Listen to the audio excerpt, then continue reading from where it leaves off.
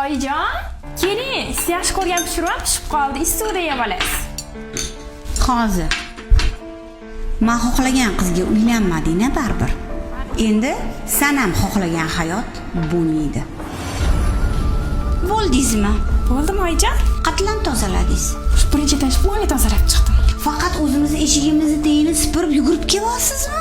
Sizni yeng kelin degan nomingiz bor. 4-etajdan 1-etajgacha supurib, zinalarni yuvib, reshotkalarni hammasini changini artib keling.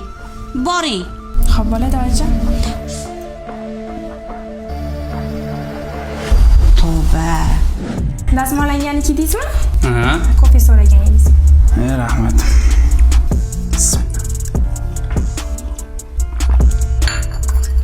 Voy. Nima bo'ldi? Shakar solaman deb tuz sovurdingmi? Yo'q. Bitta kofeni ham normalniy damla olmaysan. Ertalabdan yaxshi kafeta jo'natish o'rniga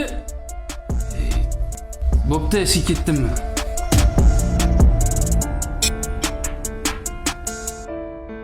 Ko'rdingmi Muhammad Amin? O'zing xohlab uylangan qizni ahvolini ko'r.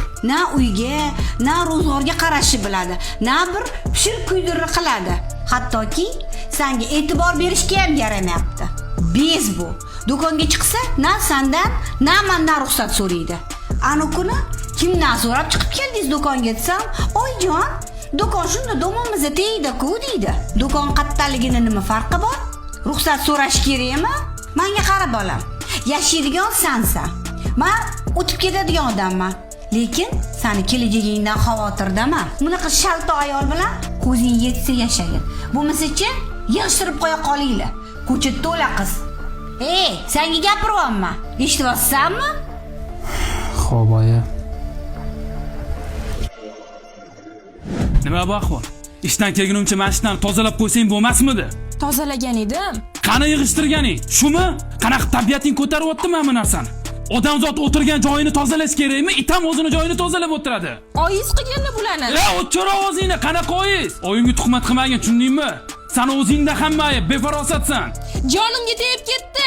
Oyingiz qilyaptilar hammasini meni yomon ko'rsatish uchun. Yo'qmayotgan bo'lsa, borib chiqib yo'q bo'lib ketgan, tushundingmi? Qattan ham uylandim o'zi senga. Men yashamayman siz bilan.